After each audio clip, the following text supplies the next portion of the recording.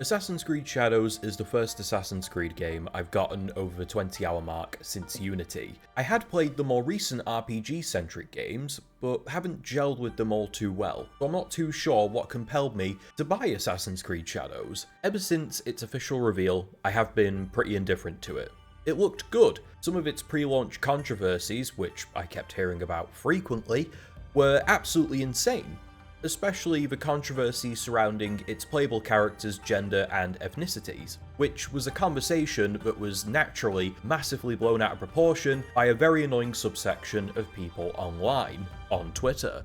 Aside from that, at the end of the day, to me, it just looked like a standard Assassin's Creed title that you would have come to expect from Ubisoft. But that didn't stop me from buying it and giving it a go, because, much like the yearly Call of Duty releases, my curiosity eventually gets the better of me. I kept seeing reviews that said Assassin's Creed is back, and it's returned to its roots. As a massive fan of the original games, I felt I had to take a look. And when I first started playing Assassin's Creed Shadows, I found a modern Assassin's Creed game I could finally gel with. Its story starts off very strong. Its depiction of 16th century feudal Japan is stunning and vast, and its characters are actually very interesting.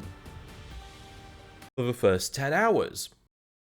Let's start off with exploration. Exploration is a pillar of the Assassin's Creed franchise, and Shadows attempts to expand on this exploration by heavily incorporating elements of the setting's culture and customs. Shadows probably does this more than any other Assassin's Creed title. I imagine this is because they knew how heavily scrutinized the game would be, especially when games such as Ghost of Tsushima have tackled similar periods to remarkable effect, to a point the developers were actually appointed ambassadors of the real Tsushima island. Shadows has you exploring castles, sprawling cities, burnt villages, temples, and dark caves, and I will say that they are all remarkably well detailed. Whether they are accurate is something I cannot comment on, as I'm no historian, but I will simply say that it all looks really, really good. Exploration in many places awards you with knowledge points, such as finding hidden scrolls, or one I particularly enjoyed was the Kujikiri minigame that has you pressing buttons on screen to a rhythm. The key is to get the timing right, although at points they became comically frustrating as I completely lack any form of rhythm. One heavy element of Shadows' exploration is the classic mechanic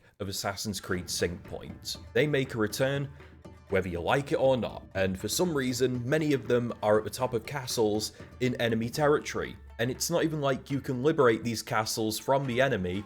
No, they stay under enemy control no matter what. This whole system confused me, as I would have to sneak out of an area to move towards an objective, which wasn't necessarily an issue, I just found it odd, but that's where they happen to be. What is an issue is that while exploration looks lovely, it becomes very tedious after a while, with the formula getting stale with little to no variation. This will become a running theme as you play the game. Combat, in a nutshell, is simple and fun, especially when you play as Naoe, whose gameplay I feel like encapsulates what Assassin's Creed should be: cold and calculating stealth with every move planned carefully and all avenues considered. Assassin's Creed as a franchise appeared to be moving away from that style of gameplay ever since it moved into the RPG era with Origins, focusing more on a hack and slash style combat that you usually get from RPGs. Shadows feels like an attempt to please both parties, but I don't feel like it does it very well. Don't get me wrong,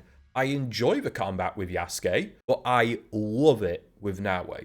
After playing with Naoe for nearly 15 hours and then playing as Yasuke, it felt like a massive downgrade, especially when it comes to mobility. I understand that he is designed to be more of a tank build, but that is the kind of gameplay that switched me off the series in the first place, so I decided that I'll simply focus on Naoe instead. But when I think about all the people that do enjoy the more Yasuke style of gameplay, the game makes you wait an awful while before you get to it, and by that time, you may have just clocked out. One change I thought was bizarre, but I did run with it, was the Hidden Blade no longer being a guaranteed one-hit kill, and they make it something you need to level up in order to one-tap enemies with more health bars. There is an option to just straight up turn this off and guarantee a one-hit kill with the Hidden Blade, but I kept it on, as I did end up enjoying the added challenge it brought, especially with the higher level areas.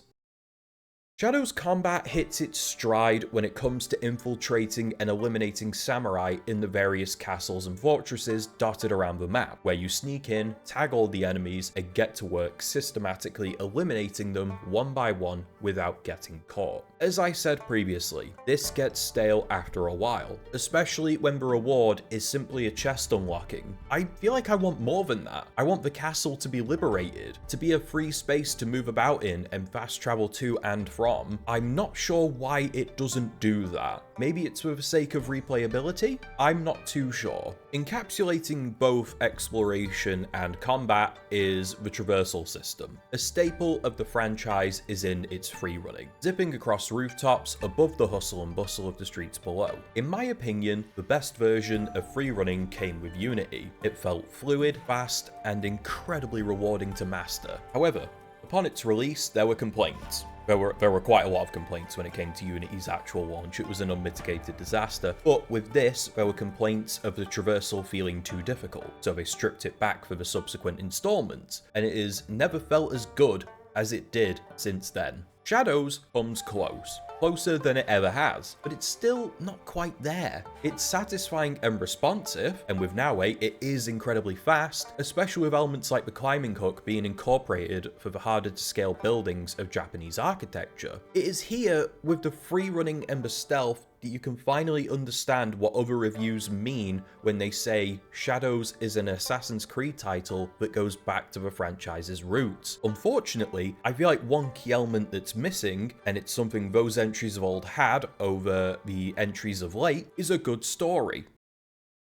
In terms of the plot of Shadows, I have no idea what most of it is. Seriously, all I know is that Naoe's dad was murdered and our super secret box was stolen by a gang of powerful enemies called the Shinbaku, and I must get vengeance. A vengeance hook, a tried and tested method of getting me into your story. I'm in. However, there's one issue. In fact, there are multiple issues, and it's all to do with how Assassin's Creed Shadows approaches filler. Look, with any RPG, there is going to be filler. However, many RPGs have successfully made filler interesting and fun. Shadows initially does this, but then forgets to do it after the 15-hour mark. I can pinpoint the moment where I'd just genuinely had enough of this. It involves one of the Shinbaku targets called the Fool. So to kill the Fool, you need to do the following. First, go talk to his brother. After that, find the messenger and his letter. Find his letter, fight a guy, win. Bring the letter back to the messenger. That's one objective down. Then, find a dude called Ujimasa for inside help. But, before he helps, you must kill 8 people. Don't worry, the game groups 5 of them in the same location for you. Isn't that nice? Once you've spent an hour doing that, report back to Ujimasa. He's in. Yes! But wait, there's more.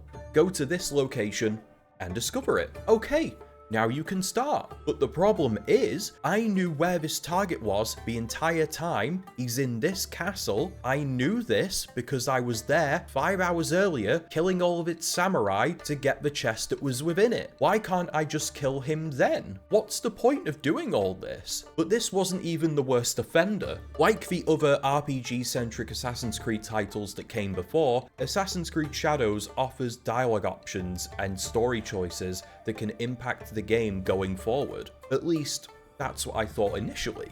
In some cases, you will make a choice, and it genuinely will not matter. That is the absolute opposite of what an RPG is all about. The specific example of this comes during the mission to assassinate another Shinbaku member called the Mourner.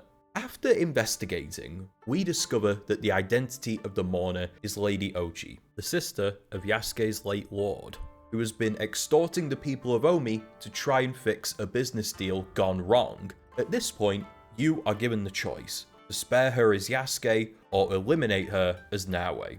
I chose to eliminate her, as she can't exactly get away with it simply because she says she's very sorry for extorting and threatening peasants. Naoe moves to strike, but Ochi's bodyguard steps in the way, impaling himself on Naoe's blade. After this, Naoe feels very bad for stabbing the wrong person, and then, for some reason, drops the notion of killing Lady Ochi entirely, and the quest ends, with the official objective stating that we spared her. My first thought was this: what was the point of any of that? It sounds weird, but it felt like an RPG cardinal sin. You gave me a choice that simply did not matter. Why a choice was there to begin with escapes me. Yes, I know that Lady Ochi is a historical figure, but when has historical accuracy ever been what Assassin's Creed is known for? Especially with the latest installments.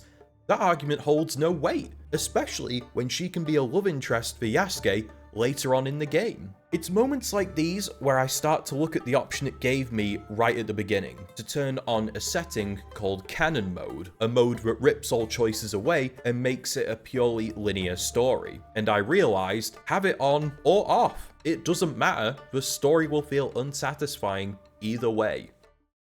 Like many Assassin's Creed titles before, it has a modern day story subplot, and Shadows is no different. And like most of the Assassin's Creed titles since Black Flag, its reason for sticking around is becoming less and less justifiable. I'm not really going to go into massive amounts of detail as to what the modern day story is, because after 20 hours of playing, I still don't actually know. I know there is an unnamed she that I need to beat somehow through the tricky and dangerous means of playing Assassin's Creed Shadows, but beyond that, it simply feels like the game doesn't care about the modern day subplot, so why should I? For me, the modern day story used to be the most exciting element of any Assassin's Creed title. I would play as Altair, Ezio, or Connor to get further with Desmond and his story, but since then, as installments became more frequent and it became a franchise, it feels like, with no end in sight, they had to keep writing new and convoluted things to try and keep this section of the formula relevant. I get that the modern day subplot is a pillar of the franchise, but if it's going to be tacked on as much as it is nowadays, then I think they should just leave it behind, like they did with Assassin's Creed Mirage, focused purely on the period setting instead. Assassin's Creed Shadows has a solid opener that I think any returning fans and current fans would both love, but that's really about it. It carries none of this momentum going forward before it devolves into a rather slow-paced, muddy plot with no rhyme or reason to anything that you do. You're just doing it because you're told to. For a good long time, I've questioned something. Do I simply not like RPGs? It is true that I am way more selective with RPGs than any other genre. I believe it's purely down to how long RPGs are. In the last 3 years, I've only spent over 100 hours on 2 games, Elden Ring and Baldur's Gate 3. Both are RPGs, and arguably the best in the field. Bottom line, RPGs I've played and enjoyed managed to keep me hooked with solid gameplay, fascinating open worlds, and a good story. Even if the payoff of that story isn't always what I wanted, I never regret the time I spent in those worlds. After 10 hours of enjoying Assassin's Creed Shadows, and a further 10 desperately wanting to enjoy it, I realized that for me, it's simply no longer fun, and while it can coast its opening hours on the strength of enjoyable traversal and basic but fun combat, the thought that I maybe have an average of 40 or so hours more of trying to get through a story that simply feels like it's not going anywhere wasn't exactly helping my enjoyment. Its story has the potential to be really good, but it never feels like it pays off any of it. And you get to a point where you don't want to spend 10 hours doing more remedial tasks just to get to the next plot point.